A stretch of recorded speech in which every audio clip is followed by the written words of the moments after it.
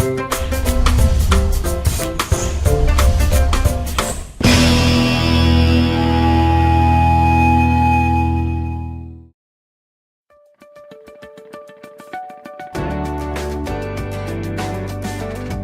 listening to Table for Five with Felicia and Annette, only on LA Talk Radio.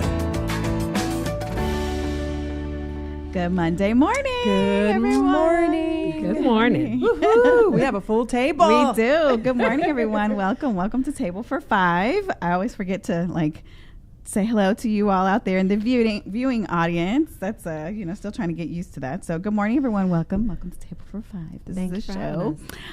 Thank you for joining us, our viewing and our listening audience, where you, the listening and viewing audience, will always have a seat at our table. Sorry, there are many things going on behind the scenes today.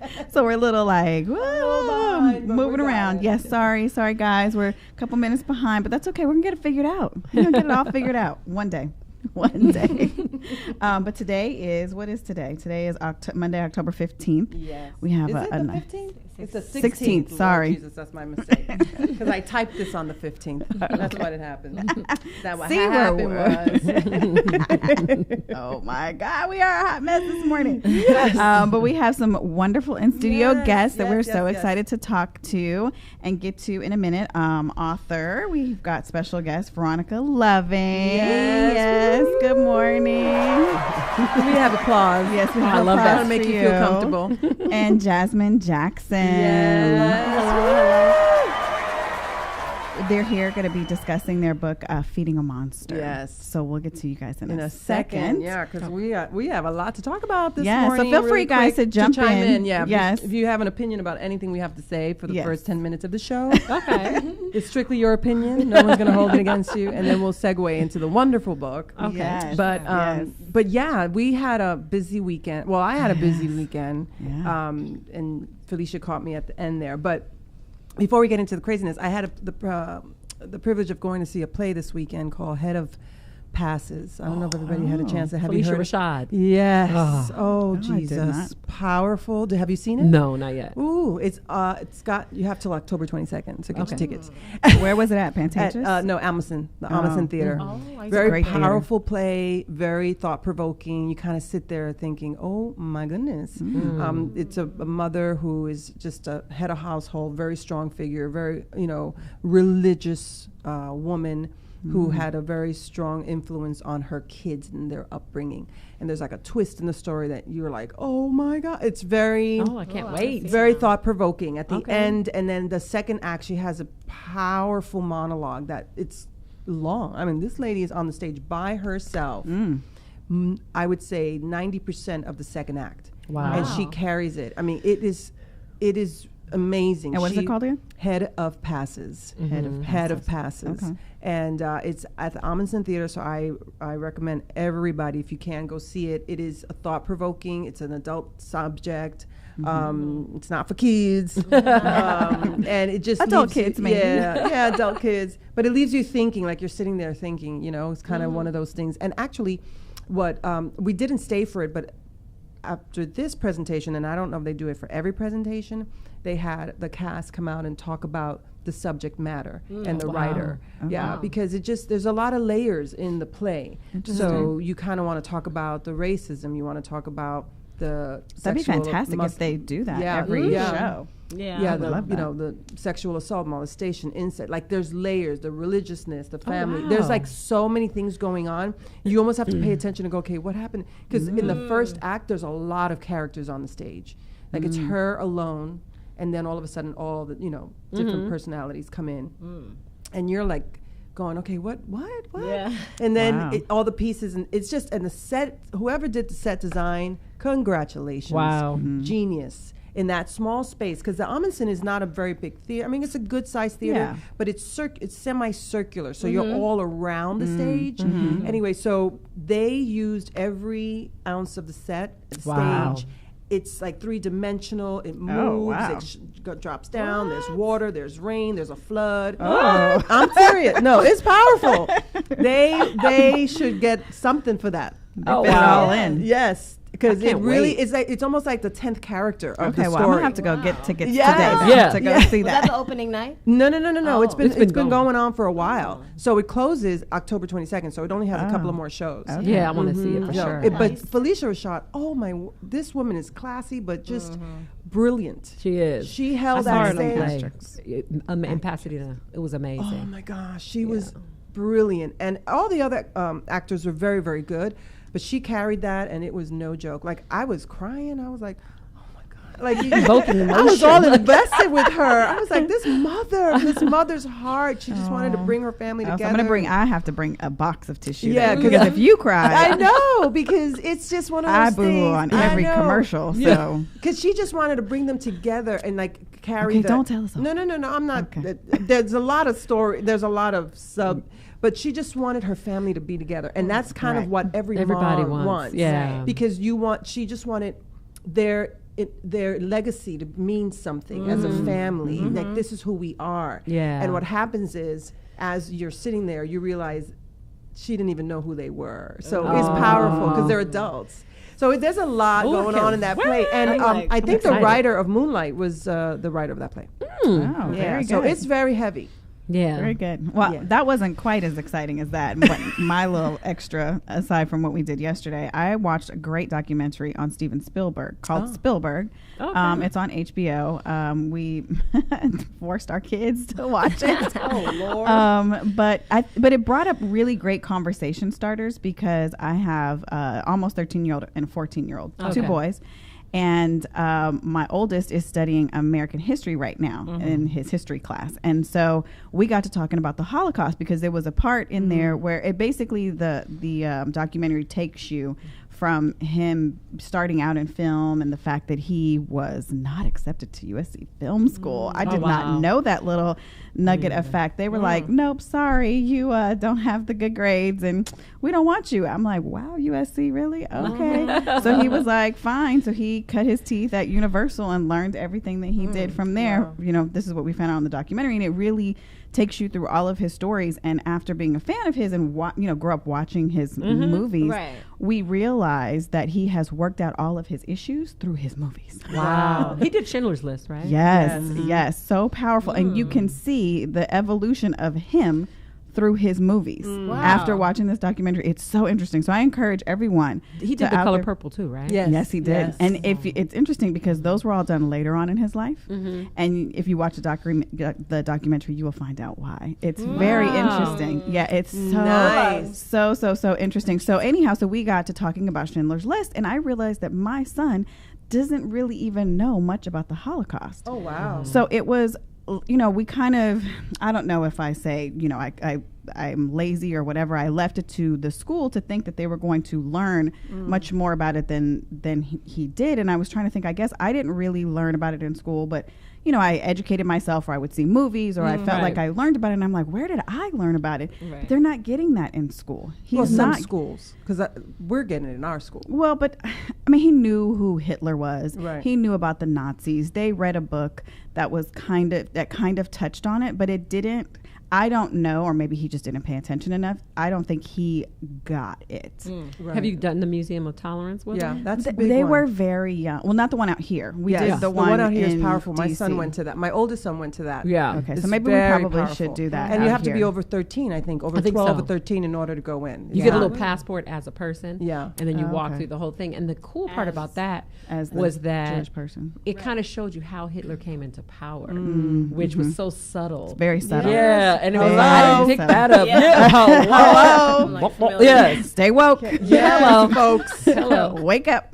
So that I learned that there. I didn't know that until I learned that there. I was like, wow. And then when I saw this lovely person that we're thinking of, I knew it from that museum is what taught me that. Yes. So I think I will check that out for him, because we did the one in DC a long time ago, and there was a little part for little kids where it was something similar, like they gave you a name and you were friends with a little Jewish boy and kind of went through his day, but they don't really remember it. So I feel like we need to do a refresher and just keep talking about it. Well, they're older now, so this museum will really rock their world. They'll walk out of there going, oh my gosh. And then a Holocaust survivor came the day we went. We all went, and after we got to speak with him, he did a whole talk. Wow. Oh my God. Like I was sobbing. Yeah. Wow. But he was amazing. So I feel like now I have to take that burden on my back and really kind of, and it just made me realize, I just kind of had an aha moment that I'm going to have to do much more than I am doing right now.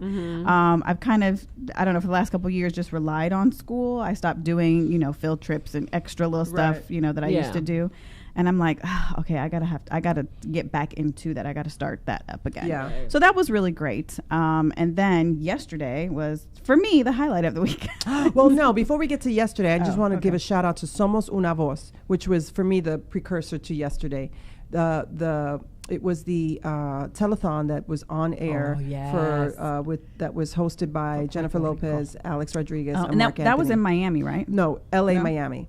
So what happened was from 5 to 8, the Miami and L.A. did a kind of a joint venture, but it was mostly Spanish from the 5 to 8 hour, and it was on the Spanish network, and it was probably the best part of it. Oh, wow. And my friend was like, "Oh, I miss so many people, Latin people." I said, "No, it was in the 5 or 8 o'clock hour because it was all spoken in Spanish." And so that part, those. Is that the part where Mark Anthony sang? Well, he sang at the 10 o'clock hour on NBC. Awesome. But anyway, so the presentation. What day was that? Was that Saturday? It was Saturday. And it was incredibly powerful. I was so proud to be a Puerto Rican, so proud of how beautifully done that was, and how informed it was in the first 3 hours. It wasn't as informed in the last hour, which I understand why they had to edit and cut back time. But if you get a chance and watch the first 3 hours, they give you a background of Puerto Rico, the history of Puerto Rico. They take you all around the island. It was very powerful. So congratulations to everybody who did that. And that whole venture was incredibly successful. And it was a telethon too? It was a telethon. They had raised, with the texting, up to $30 million. Oh, wow. And that had to include what Jennifer Lopez. Look, I did that. Look, I appreciate you. Yes. And it was everything counts. Yes. Exactly. Yes. And it was by texting. So they were fantastic. so if you texted to $5, $10, $25. So what they did was it was broadcasted on all the Spanish networks simultaneously, and then at BT aired it, Univision, and then at night NBC aired it. And that was like just an hour. But they had done 3 hours. Right. Wow. So what was the final, or what was the total that for that night? Do we know? Or no, because it was closing today. Million? Okay. It was closing today. So it'll be high because somebody donated $4 million on the air. And then Jennifer Lopez and her contingency of people, and they had raised $25 or $26 million. So that wasn't even included in the people who were texting. So that was big money, and it was a lot of big celebrities. It was great. I was well I saw done. some people posting on Facebook or Instagram that they were there at the concert. Yes. I guess that was in Miami. Yes, the concert was in Miami, and then they had a concert simultaneous, so they were shooting back and forth. Gotcha. So they would throw it to LA, and then they're throw saying it to this Miami. money will go to the people and the infrastructure. Yes, they have separated themselves in an independent organization. It's not government run, so which is wonderful. I know. It's more golfing. Not that government isn't good. We are fans of the government. However, but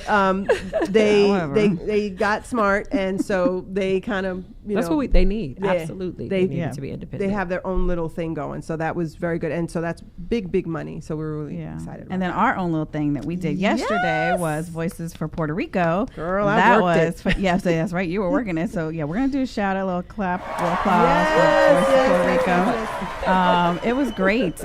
I had a fantastic time. All the performers were amazing. And I want to say the count that I kind of got towards the end of the night was about $10,000. I think, is that what I told you? So, I mean, I think that was fantastic for a little evening of a couple hours. People coming to the conga room. If you missed it, I'm so sorry you missed it. Should have been there. We told you. Anyways, it was great. I mean, it was a great show, high entertainment. I mean, everybody was so... Just you can feel the love in the room. I mean, maybe the alcohol had a little bit to do with it. Well, no, I didn't drink. Well, I did. She still I was drinking. I was sober. I was sober happy. the whole experience. It made me open up my wallet. I was like, that's always the goal. I was feeling it. You make them happy with a little alcohol. You make them emotional. They're just like, oh, here's my money. Yes, I was over there donating and bidding, and I was like, well, okay. Yes. I got home and I was like, well, how much money did I just spend? I know. But it was all for a great cause. That was good. It's also a grassroots. grassroots movement. The non-for-profit is Rosalind Sanchez Events for Life. So all the funds raised will be going to her organization, which then will go out to the smaller organizations that are on the ground in Puerto Rico, in the independent cities. So that's also money that's going to the people. Right. And she has done an incredible 8.5 months pregnant. That woman has done an incredible job in raising awareness and collecting items and just organizing. And shout out to Oscar Cartaya for musical putting up with directing. those 25 songs last night. That was a bit much, but it was good. It was really, really good. I worked it a little bit. It was interesting. I was there early. So once the last song hit, I was out. Shout out to you. I was out. You did a good I had job. heels on, and I was like, I got to get these heels off. Yeah. I'm on. But it was nice to see so many Latin artists, local artists. Yes. Basically, last night was mostly about local artists. Yes, that were here. They came out, showed their support. It was fantastic. Yeah. It was a great little get together. Yeah. And then the last thing that we were going to talk about was the Harvey Weinstein thing. I don't know if you really want to talk to it. I just wanted to ask you, because I just saw this. I didn't catch it. That there's a tag or a tweet or something going on. Me Too.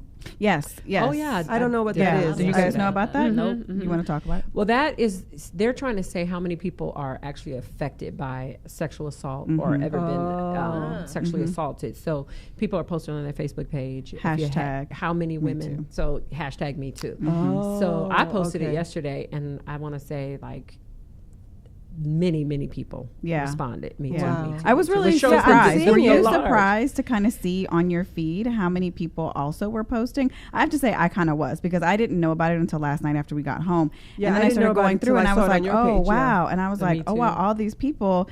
And so I put a little like blurb of what what I consider was, you know, because everybody's is different. Like when I say, when you think of sexual assault, you think of like being raped or something like that. And it's not just, it doesn't have to just be about that. I mean, the little story that I shared was I was a young 18-year-old girl. It was my first little job, and I was my first year of college, and I was working at a shoe store, athletic shoe store, and I had this manager that would come up behind me like every day, like a couple times a day while he was there, and he would like hug me around my waist, and I was just like, why are you doing this? And I was the cashier. And it was just like, I mean, it went on for months, and I worked with a bunch of guys. I was the only girl there, and none of them ever stood up for me. None of them ever said, you know, you don't have to have this treatment. Actually, one of them did. I take that back, and it was towards the end, like right before he actually got transferred, and then I ended up quitting.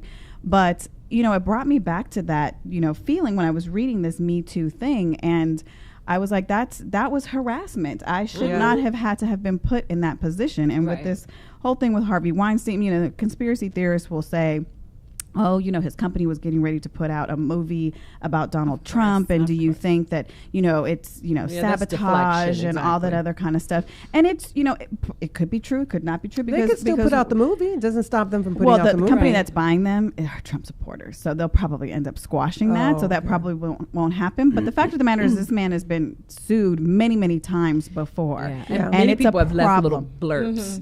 Little blurbs. So it's been a trend. And it's a problem not only in the industry, I think, that we're seeing now, but it's just in the world. Absolutely. Just period. So I was very kind of surprised to see some of the people that were also posting Me Too, that wow, okay, I would have never thought that they would have had some type of encounter, but they did. And I think a lot of women do, and we don't talk about it enough. Right. Well, we'll be talking about it now. Yeah. Well, I find it interesting that my whole take on the Harvey Weinstein thing is never too little too late. I shouldn't say that. I just feel like everybody knew about it. If you really think about it, there were so many players that were aware of it, that the tolerance of it is what blows me away because of money. It's still and tolerated. Right. So now he's like the public shame, you know, we're going to shame him, but what do we do with everybody else? For me, like, who condoned it. Yeah, like for me, the thing is great. I'm glad he's getting his due and the awareness is being brought forth. But for every one Harvey Weinstein, there's about 10 more. And so what are we going to do about that? Right. So, you know, and this, everything, unfortunately, everything winds about being money. It just that's about money, power and money, and and you, if you think of the industry, how thirsty you are. I mean, a natural thirst to do well, because you separate yourself from all the others and you make money. You know, you can be an actor forever and not make any money. Exactly. You know, and if that's your passion, and you feel like, oh my God, he can make it happen. So I'm going to do whatever. Yeah. Or you just, it's a fear that you're not going to make it in life. Like, You're right. if this person doesn't put the stamp on it for you, but where am I going to go? Yeah. But and that's even- what he knew, and that's how he. But I, predator. but I, but I, it go, for me, it goes more than about being thirsty. I think it's the boldness of him being just the brazenness, because he did he it was with empowered. women. He doesn't care. Yeah, he did it with women who really didn't need to be thirsty because they were already on their way. They were in their careers. You know, but they he was a big benchmark. Right. Of once, just like Oprah. Not, of course, Oprah's not doing that. Oprah, we're not calling But you out if like that, Oprah. says Listen, that's her women stamp on can it, do it too. Oh, exactly. Right. Yes. But if yes. Oprah says, "Hey, come on, I'm gonna put you on a show," you know you are done. Like you Yes. have made it. Yes. That's the stamp Shout out that to he Oprah. was, hey, that he gave Yes. people. No, so it was totally. huge. Yes. Yeah. Yeah. Totally. That makes sense. But when you have like a Kate Winslet who did Titanic and then she did The Reader and she couldn't stand him, and she wins The Reader because he put her in that movie, he produced it, Wow. and she just didn't like him. She says he never did anything, you know, assaulted her sexually or anything like that, but he was a bully. So she didn't like his character. So she said when she won the award, they told her, don't forget to thank Harvey Weinstein. And she said, no, I won't. And she won the award and she didn't thank him. And he couldn't stand her because she was, I'm going to stand up for myself. Yeah. Like He's got a nasty character, and that's what Yes. it boils down to. He is just a nasty person, just Yeah. in himself. nasty man. He's a nasty man. Yeah, but you know, Gross. there was a tweet running around saying, "How about if Harvey Weinstein did all of this, but we still elected him president?" Right. Hello. Well, yeah, because we already did. We Right. did. We did. Stay woke. because we did. Yeah. So, yes, yeah. go ahead. No, Go ahead. So ahead. that's this story's going to last a minute. Yeah. Yes. But let's get into the reason why you all are here. Yes. And, we have down here the National Domestic Hotline. Yes. That I think that we wanted to get that information out there, and it will be on our website Yes. too. Okay, Links awesome. and everything. The National Domestic Hotline is 1-800-799. 7233 and There's a their website. their hotline, their website is thehotline.org. Yes. Thehotline.org. And if you guys have read the book Feeding a Monster, which we have right here, There you can go, see guys. it. You guys can see Yes, it. you guys need applause for writing this book.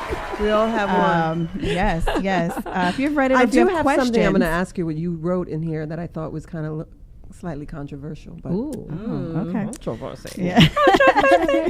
interesting. Now, did both of you guys write this together? Yes. Okay, so we're going to say co-authors of the book. So if you guys have questions, let me give you that number because I did not give that to you at the top of the hour. The number to call here in studio if you would like to talk to these lovely ladies, these wonderful, amazing authors. The number is 818-570-5085. Lots of zeros in there. Yeah. One more time. 818-570-5085. Yes. And it's also on our Facebook page and stuff too. I'm not Yes. sure. Are we live? Yes, No? we are. Oh, we're live. Oh, there you go. It's taking a minute. So you can post your questions there too, Yeah. because we can take your questions on Facebook Live too. And I don't know if you guys are streaming, but Yeah. if anybody has questions, Yes. and if you guys want to get to them and answer them, but let's jump right on in. Let's jump right on in. Feeding a Monster is a story. It's a memoir of both of you. So you co-authored it, and like I said earlier, I didn't get to finish the whole book, so I'm going to ask a lot of questions based on what I started reading. Okay. But the premise of the book is you were both victims of abuse. Was it verbal, sexual? It kind of goes by who I married. So her stepfather, I married him when she was a baby or newborn. And we kind of talk about how we viewed him and then the big calamity that happened that brought us together. So my take on it, I had to like look at myself like, how did I choose this person? Like, what about me thought he was okay?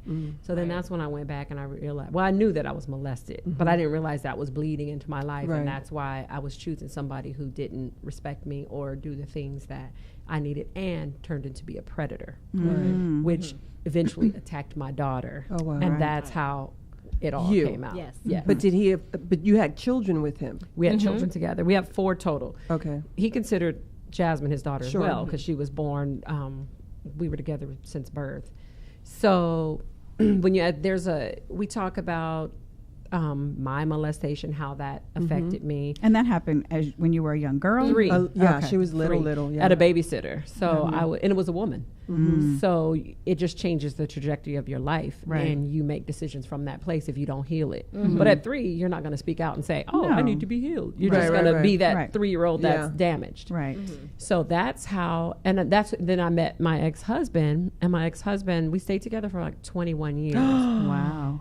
What? Yeah. This was the stepfather. Yeah. Your stepfather. So then in that 21 years, you already had her. We adopted my son, and I had 2 children with him. Okay. So we had a total of 4. Okay. During those 21 years, did you have any idea that he was abusing or hurting her? No, absolutely not. And you got to go see Head of Passes, lady. I can't. I'm writing a play right now. It's being. So you I'm have got to watch this play. You're going to be blown away. You're going to be blown away. I cannot wait. Yeah. So go ahead, answer the question. What did you ask her again? Yeah, no, I done missed the question. No. Because I asked her if she knew that you were being hurt or abused by your stepdad. Well, it's not clear if it was even a repetitive thing. All I know is there's situations looking back when I was writing the story where they were vague. I couldn't tell whether something had happened or not. How old were you? When I knew, 21. What do you mean when you knew? I woke up. He used date rape drugs. And he drugged me, yeah. And looking back, oh my gosh, I don't think that he molested our children in the house during the time. So did he molest more than one child? Well, now we know, because people come out of the woodworks later, that a friend of mine, her daughter, but they were asleep, so they didn't remember. He was uncle. He was the cool one. All right, but I'm saying none of your other children. No. Okay. No. Were they your friends? They were my mom's friends' kids, so they were always around. Okay. We consider them cousins. Right. Were they your age or the other siblings? About. Okay. Sometimes younger. Okay. Yeah. And he now that we know after the court case and all that, it wasn't just my daughter. Right. It wasn't just that person. It was a lot of people. Now, was this before you had met him as well? Did that come out? Well, now I know that when I met, he played minor league baseball right around the time when we met. And there was an incident. This is hearsay, but it all falls into place now that an incident happened there. And then now that when my daughter came out and then we took him to court, then people started telling us, oh my God, he did it to me. Oh my God, he did it to me. Oh my God, he did it to me. But the way he set it up, he's a predator. Right. So the way he set it up is if you and I are friends and you're at my house and we're having a good time and we're taking our kids places, and you like him and you guys flirt, you're flattered, and then you are going to go on a date with him. Oh, Lord. So then you get raped on that date raped, but you can't come back and tell me because you went on a date with my husband. Right. So that's the type of people that he, we have a caller. Oh, all right. Okay. Let's take a caller. Good morning, caller. What's your name and where are you calling from? My name is Melissa Lambert, and I'm calling from my office in East Los Angeles. Oh, well, good morning. Do you have a question this morning for the ladies? Well, I just kind of wanted to give some input. Sure. Okay. I'm a friend of Veronica's, my sister friend. Good morning. And she was saying how he was the cool uncle. And I'm the friend who all of our other friends, they had their children around the same age, and then I waited, and my daughter's young. And one of the discussions we had is that Kenny was wonderful. He was the person who would always come and help, always there. When we were trying to decide who our children's godmother would be, we chose Veronica. And one of the things I said to my husband, I was like, well, there's these allegations about Kenny. And he goes, Kenny, he might cheat and he might like women, but he would never do anything to a child. Wow. He just, so we always kind of accuse women of not seeing or acting like we're blind, or they're blind. But women, this person was, you would have never thought. Right. Right. You would have never thought. That's how Ted Bundy was. I'm a natural skeptic. Wow. I don't like most people. So let me ask you, because sometimes they say you have a gut feeling. Like I have a gut feeling about. I didn't have a gut. No feeling. gut feeling. Because he was so amicable to everybody, right? Like so you as but a friend. I must be very untrusting. At a few weeks before that, he had came over to my house to do some plumbing work, Right. and my daughter was climbing on his back while he was trying to, she was a toddler at the time. Right. She's hanging from his neck on his back while he's trying to fix something. Right. Wow. So you were just very unassuming. Your guard was down. I know this person. I have a good friend. She's not gonna, she's not gonna stand for that. Why would that be? That's I could see how your guard would just be completely down. Even if you don't trust everybody else in the world, you're looking at your neighbor sideway. But this man, oh yeah, he was right there amongst us, and we would have never. And in Pasadena, we all went to school together, so we kind of feel like we knew everybody's family. Like you couldn't get nothing past. We knew each other our whole lives. Wow. So no one would have suspected that he had this. No one. No one. No. Oh my God. So you as her I friend. Go ahead. What else I wanted to add is how much I admire her courage. Thank you, Ms. My friend isn't a victim; she's a survivor. Absolutely. And to watch her when she was broken, to pick up her children and not quit. And when there was rough times, she was either behind them, all of them.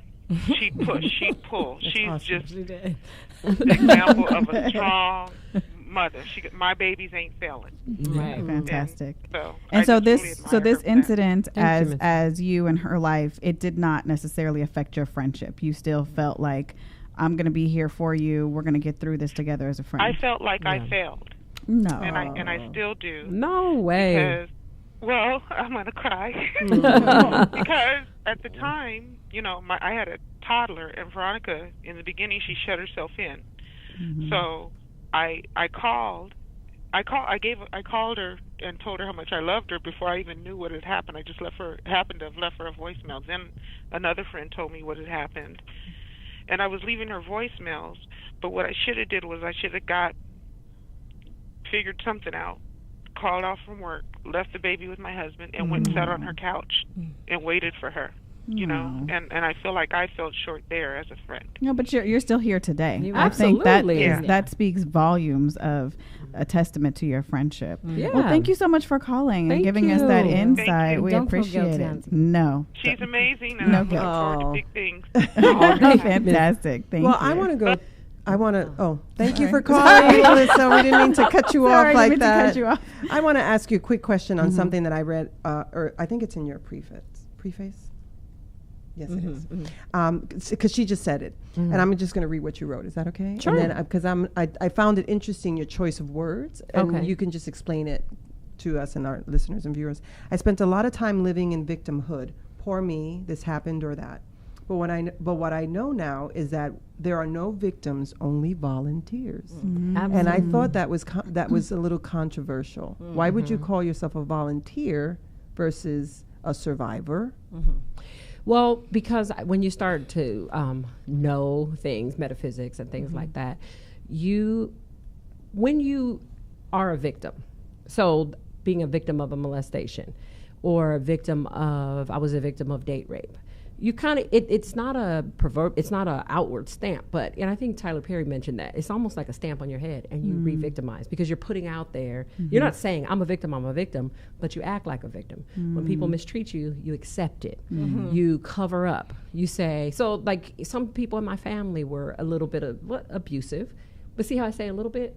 That's a little victim. You know what I mean? That's right. So then I would allow things to happen, and I would allow, just as long as my kids were okay, I'll take it. Stab me, kill me, but as long as my kids are okay. But that's not okay. And then what you do when you put that out there, you get it back. You get back what you say you are. So you're using the word volunteer in that context, not volunteer in the experience of being violated, or the experience of being abused. It's like kind of like the law of attraction. Absolutely. I think at some point you have to go back and figure out, why do I keep attracting this? And you have to go all the way back. All the way. And for me, I didn't even see, and I'm an educated, smart person. I could not see how to, I think I was thinking, how can I fix my marriage? How can I make him stop cheating on me? That's victim thought. I didn't have it right. I had it backwards. And I remember one time on the radio, I always use this example if it makes sense. Steve Harvey was on the radio, and I was listening, and somebody called in, and her man was cheating. And he was like, well, you know what that is. You know what you need to do. And I was like, what? Like, what? I got an answer. And he kept, his answer was, you know what you need to do. And I kept going, he didn't say what it was. What is it? Yeah. Years later, you know, when I'm out of the fog, you know, it's so simple, but I had no clue. That is the denial and everything that I lived in. So I was going to keep getting these reminders of who I really am until I was ready to step up and step out of that victimhood. So no, now I don't consider myself a victim. I consider myself a thriver. And I am so thankful for what I've been through, even though it was horrific at the time. But now the people that I can talk to and connect with, I can pull them out. You know what I mean? Yeah. I didn't sign up for that. Right. But that, you know, I was chosen because I am able, you know, and I had to stand in that truth. You have been able to take your experience and then turn it around. Yes. So for you, Jazzmine, were you comfortable co-writing the book, sharing your story, sharing your experience? Originally, I was in a bad space, you know, for a while. And I believe my mom used it as bait. You know, like do what you got to do. There were a lot of people who I was personally offended by people's view of me after I said, you know, I told the truth the next day. So it like rocked me when people's perception of me was skewed, like that I did something wrong, you know, in that situation. So I felt re-victimized on a daily basis for years. So and that started to internalize, and then now I'm, you know, in the same situation where I'm accepting all sorts of things because it just made, you know, like, it's like, whatever, like, this is how, you know, the world's gonna treat me, like, I guess, you know, like, here I am, like, whatever. So I decided to write the book with her because she told me, like, I'll pay you. You know, like, keeping it real. You know, I'll pay you if you go to therapy and write this book. And I was like, fantastic. Fine. And so I agreed to do it. So were you kind of against therapy? Like, had you offered her therapy, or you said, I need you to go to therapy because this is, yes. As a mother, it was, you're like, When I say hell, I can't tell you how much, because you got to remember there's 4 different personalities, from teenagers to adults. Everybody's angry. Our whole life completely changed. Everybody was embarrassed, which we shouldn't have been embarrassed, but But it's a natural human emotion. You can't help but be embarrassed. It was a very, it was a shame. They were fighting each other. It was like, this is not who, just almost like you said that play, this is not who my family is. So I thought of that when you said that. Girl, you better go buy tickets today. I'm telling you. I'm like, is she right? You're going to sit there and you're going to really have a moment. I believe it. I bet. I used to work at the theater. You need to go see that When play with, yes. At the Amundsen? Yes. The Amundsen, the Taper, okay, the you Disney, need all 4 of those theaters. Get front row seats. The Opera House. He picked me up from there. And that's the night of. You need to go and have a full circle moment, especially with this play, because it's powerful. And just leave it there. And leave it right there at the altar. Isn't that wild? You know what I'm saying? Because that play will really affect your, especially because you guys have closure. Right. And you kind of have done that full circle. And so you sit and you watch this play and you're going to be like, what? Someone is in my life. Someone is writing the story of our experience. Right. It's really, But so let me ask you, when you were writing it, were you mad? Were you feeling a sense of relief? How did that help you? And were you still in therapy as you were doing it? I was in therapy. If full disclosure, I'm an alcoholic. So at the time, I was not sober. So when you were writing, or when I was writing, oh, wow. And therapy. The reason I resisted therapy so much was I had. They kept telling me, like, you know, you should be sober to come here. And I was like, you're like, no, you don't understand how I have to get here. You know, because you know, like, we have our own coping mechanisms, and that's what worked for me. You know, and until it stopped working, I was not going to be willing to look at any other part. Like, I wanted to get the therapy, I wanted to get the help, and I wanted to feel better. But I didn't want to stop doing what I'm doing while, because you're absolutely self-medicating, and it's working for you. And how old are you at this time? I'm 29. Okay. Wow. Oh, not then. No. Yeah. At that time. 22. Yeah. I was 20. And I had zero idea that she was drinking or doing anything. I just thought she had, thought I was crazy. Super Trump. Okay. Oh my goodness. That's such a bad word. I did not think you were crazy. No, I remember sitting with her therapist. I thought your therapist was a little crazy. And she was trying to convince me to allow her to smoke weed in my, like, that should be, you should let her smoke weed. The therapist was trying to Yes. convince And you I was that. like, I'm going to say absolutely not. And she's over there like, Told you. told you. It's medical. For medical reasons. Because I know her, and I knew her before she did anything, and I knew the turmoil that she was in, and I couldn't figure out exactly what it was, but I knew that wasn't helping. Whatever it was she was doing was making it worse. Yeah. So, and I think that one of the things that we learned together was that as a parent, you don't, like, I never heard of post-traumatic stress disorder except for vets. Right. So you don't think it can happen in the general population or public. It's very interesting. And I was the worst person for a post-traumatic stress person because I'm like, pick it up, come on, we can't do it, you know. Right. And the fight. I don't want to hear any excuses. It's just an excuse, a crutch. Yeah, like, let's go. But no one said, like, no one came to me and said, okay, these are the stages that your daughter's going to go through. These are the things, just support. I thought that was support. I had to print it out. Yeah, she did. And, you know, like, look, I'm tripping for a reason, you know. Right. And how did you come to that awareness? Was it through the therapy, or Through did you therapy. start like researching it on your own? Or therapy and researching it on my own. Yeah. Because from that therapist, I was diagnosed with clinical depression, generalized anxiety, post-traumatic stress disorder, and ADHD. Now, this beautiful woman here has now come to understand that there are issues that are associated and that I could have possibly been dealing with. But at the time, she just, you know, like, you see your child, you know, you see your perfect child, and they're different, and you just want to make them back. You know what I mean? Like, you just want to, you just want to fix them. Yeah. Yeah. And so she couldn't see anything possibly being wrong with me. And I was just like, well, then, you know, I won't tell you anything. So it became, we were butting heads a lot. And the book helped us come together on that, because I had to help her understand what emotions she was feeling at times, because she was really fact-based, like, this happened and that happened and this happened. And I'm like, well. And we will survive. You know? And I'm like, well, how did you feel? You know, like, I hated so, that question. Yeah. How did you feel? But that's Like, really critical. So okay. here's a question. Who came up with the title?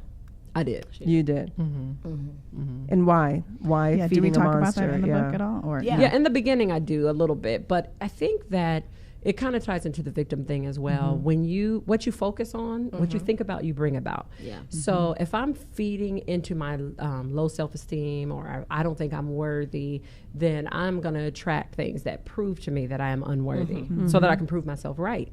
It's not something conscious, it's subconscious. Right. So I feel like I fed monsters, and I kind of grew this whole thing because I kept fixing my husband. He was a cheater and a liar. That wasn't good enough. That's already disrespectful to me. And when you ask the first question about abuse, that's abuse. When somebody cheats, when they lie to you, and I'm manipulate you. Yeah, and I'm Control continuing.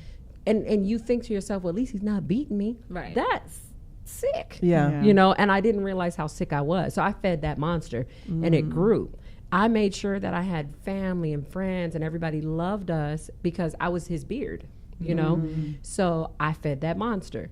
So I want to stop feeding a monster and help people stop feeding a monster and start feeding your soul. Right. Because your soul has the answers. Yeah. You just have to be willing to go in there into the murky stuff, you know, and work through that. Yeah. Yeah. So what was I know in the beginning of the book, you say, I'm writing this, and I know many people are going to get hurt. My family, you know. She put it out there. She's like, I'm spilling the beans, so deal with it. How has your family, your other children, responded to the truth I think of their family? Yeah. Well, my kids, I try to keep them as honest as possible. You know, like, tell them stuff as they grew up. I talked to them about date rape. I told them a lot of my experiences, so they weren't shocked by any of that. But I think we created a bubble for them, and that's like innate. You want to protect your children. So they were shocked by, like, maybe other people in our family and things that have happened, because I would never, like, talk about their did the children know that he was cheating? And I thought they didn't. Jazzmine later told me she knew, but I thought I did a good job at keeping that quiet. But it was when they were younger. I felt like I had it all fixed by the time they were able to remember anything. I had fixed all that. So how long ago did this all just come to an end? Like, you okay, and what moment, because at what moment did you wake up and go, oh my goodness, I'm living with a monster? Like, what happened? The day she told me. The day she told me, because I was so skewed and okay. I thought that, especially after the last 10 years of our marriage, the first 10 years, it was a lot of cheating and lying, but we were 19 on up, we were young. Then we had this big incident where he cheated, and all of Pasadena found out. Lord so Jesus. then he stopped. But one time when he was in jail after this incident, because we went straight to the police, I was talking to him on the phone, because a good wife doesn't just leave her husband. She talks to him and tries to help him and find support for him, even though she's never going to accept him back.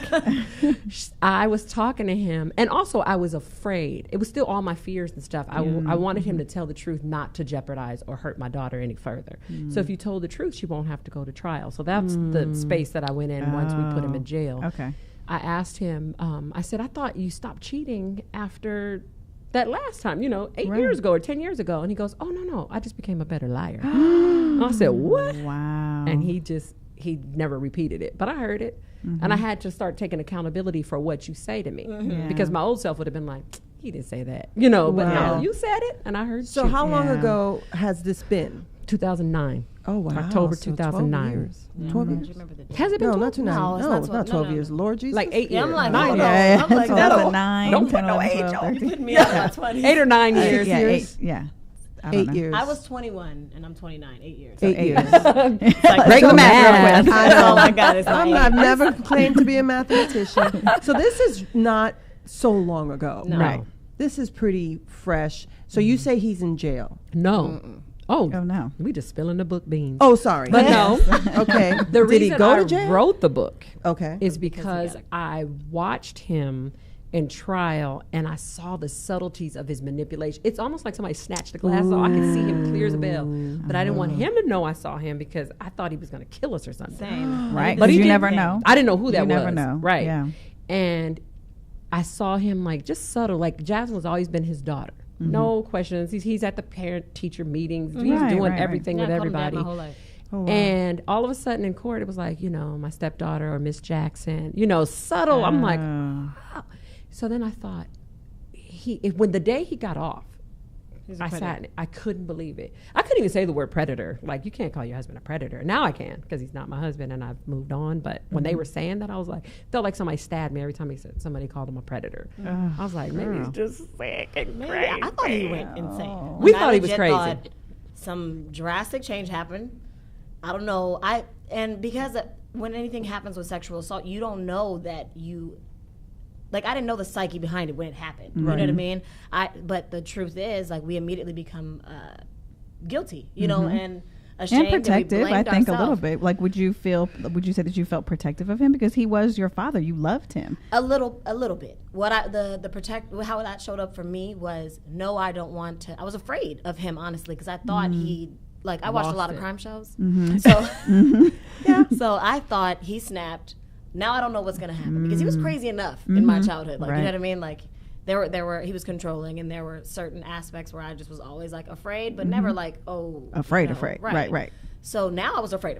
Right. But they wanted me to call him. They had certain things that the police want you to do, to get him to say it, right. But I already knew he wasn't gonna say it. Oh, he's you know what I mean? slick. Yeah. Like, so I was like, you're not gonna put me in that position. Yeah. I'm gonna get murdered after this, because he's strong, Yeah. So I was like really afraid from that point on. But the protection showed up from when they were like gonna arrest him, like on the street, but they're like waiting, and I'm like, ooh, he's either gonna get y'all, or y'all gonna, you know what I mean? Like something. Yeah. I was afraid for him to. I think you were afraid for your brothers and sisters as That well. too. That was her main thing. That was like, my main protection. we were afraid that we didn't know who that person was. Basically, Right. that monster was in our house. Right. We were at the police station. They were still. My grandma was there. He's still smiling, there. Right. He doesn't know what And we know. he's played this whole role this whole time. Oh, he's calling me the whole time. And I'm over there like, hey, babe, I'll be home. Just talking. I don't even know who I was, because I could play it off Yeah. because I had to protect my other kids. Yeah. Wow. What I you did the do same thing in the the whole face of for your kids. Yeah. Like, you feel like, and you instantly probably just did it without even thinking. Yeah. And he called so many times, lot. He back knew to something back. was Yeah. He's like, hey, so you coming home? Yeah. He never called me so Wow. much. He Yeah. never showed up and popped up. So as much who as was he did the pressing next charges? day. You were pressing charges? Now, when you pressed charges, was that when other people No. stood up? Not No. immediately. People were afraid. They didn't come out Only one person came out and showed right up. before the trial. And the district attorney didn't use her, which would have been helped. She brought her to the trial, but then she didn't bring her up, which I think would have shown a trend. Yeah. But she had DNA. Jazzmine had kept DNA, and it was all chain of custody and done well. So they thought they had him. So they didn't use her, but after, in my Facebook inbox, women. My God. Yes. Wow. We're like, we were waiting for him to get caught. We were waiting for this. It's like, what? Why? Okay, but he's people, not going to get caught if you know unless someone is doing something Yes. crazy, say something. you have to. They then, could have been because dropping they're notes. Say something. Yes. Your husband's crazy. Oh, there's a Because note. then you can say, Oh, well, your I got husband's a 10 rapist. notes at one point that said And my husband's something. crazy, and I still chose to do something. Exactly. You know what I'm Yes. saying? Yeah. But when we start saying, oh, you look the other way, for what? Right. Yeah. For who? Who are you protecting? Yourself? Exactly. Well, they could be in their defense. Let me defend the no voice people here. They could be. If Right. he's a public person, they don't want to be in this messy situation. Right. I don't want to be Right. attached to you. I Right. don't want to be attached to you. If I'm your friends, I'm like, okay, well, I knew they had some crazy stuff going on over there, but I don't even want to be Right. part Right. of Yeah, that. but if you're a victim, But that He shame was could very, come to them, very, and maybe very they weren't picky. ready Oh, to. hell no. Maybe they weren't ready. Maybe they weren't ready to tell their truth. So I mean, I'm just saying. I'm not saying that it's a good thing. Like, especially if you're on trial, that's needed. Like, you have to come forward. You Right. can't wait until Yeah. afterwards Yeah. to tell the Right. truth or to tell your truth. But maybe those people just weren't ready. And that's that's the part that is a shame, that Yeah. people have to, Yeah. if they're in it and you know that somebody's being prosecuted, then I don't know, figure Speak it out up. Right. real quickly. It physically came up for someone that I know, and that's what I think. That's the one person that popped up, like physically became ill when, like, even hearing was, you know what I mean? Like, she Yeah. had to say something. there was you know? trauma. Yeah. So my thing is, like, I can speak from the other place too, because this is not the first situation I was in. I did not. I protected people before too. You know what I mean? It's the first reaction, and people know how people deal with domestic violence and how, like, they protect and they do all that. Right. Like, we would say, like, how disease. It's you sick. know, Right. why would you do Right. that? Why would you stay? Why would you Yeah. lie for him? You know, like, the police are right here and he's right here. Like, you're gonna go. You know what I mean? Like, Yes. we know that happens with those women. We don't know what happens with sexual assault victims because people don't say anything. Yeah. Mm-hmm. And it goes back to what you're saying, the fear. Like, you grew up with him and you were kind of like afraid too. Like, Right. how do you have that strength to say, yes, okay, yeah, go. We're going to put him and in people jail. don't was believe that you're going to barely. believe them. Yeah. Yeah. And thank God the relationship that we have. And for me, thank God I believe my child. Yes. But there are people who have said, there's a lot of rumors and stuff that came out about us, like, that I knew. And I thought, and like, even with Cosby's wife, I would defend her to the end. I don't know if she knew, because I know I didn't know. Right. So all I can do is speak for myself, but Right. people are judging and saying that she must have known. But if you know true. me, there's no way in hell I'm put anybody around my kids that I Right. think will Right. harm them. So it's kind She of a told us all double-edged the sword. time, but I Yeah. think that he used that too, because that was Right. a better beer. That's a better mask. Wow. To have Somebody's somebody, like, oh, if you hell can no. fool somebody Yeah. like that, then clearly everybody else will believe you too. Right. You know what I Exactly. mean? Exactly. Right. Now, let That's me a good ask you point. this real quick. So, do you feel like, though, because he had a past of the cheating and stuff like that, do you think maybe it was easier for you to believe this? Or do you think that no matter what, even if that had never happened, that had never gone on, if she No. came to you out of the blue, you would have been like, absolutely, I believe you? I think it's because I know my kids. And, you know, as a mother, most people know their kids. And my brokenness stopped when it came to my kids. You know, like, yeah, I would take abuse, but there's I wouldn't tolerate anything for them. I don't even want them to have bad feelings, you know, as you can tell. Right. So I like that. if anybody hurts their feelings, you know, I'm a lion, which Right. most mothers are. Right. Right. So, but there's some people that are so broken that Yeah. and now we've met them now. Jazzmine and I have truly met them, so I have to have compassion for them Right. because Right. my childhood wasn't that bad. You know, I had a couple of blurps that changed me, but I had parents who were supportive, who didn't hurt me. You know, I had a safe home. Right. But some of these kids and don't have safe every day. Right. They're being abused, they're foster homes, or just whatever their situation may be. Yeah. So that person being a mother is going to have a different perspective than me being a mother.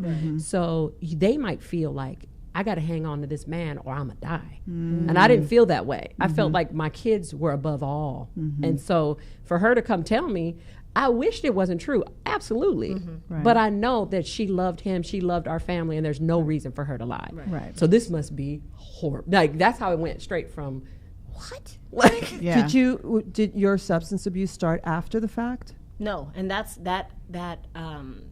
when it got worse. You know what I mean? Like that's when it sent me straight over the edge, and it spiraled. But before that, that's the reason it was harder for me to. I believe that was one of the major reasons why it was harder for me to be believed in the trial. Right. I was going to say they probably used that against you. Of course, your character. Because Yeah. although I wasn't at all like wild with it.